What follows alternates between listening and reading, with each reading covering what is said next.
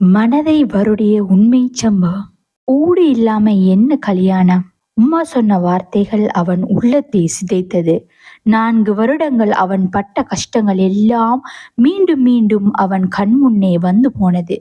கண்களில் கண்ணீர் சுரந்து கன்னம் வழியாக ஓடுவதை அறியாது அப்படியே சோபாவில் அமர்ந்து விட்டான் சமீர்.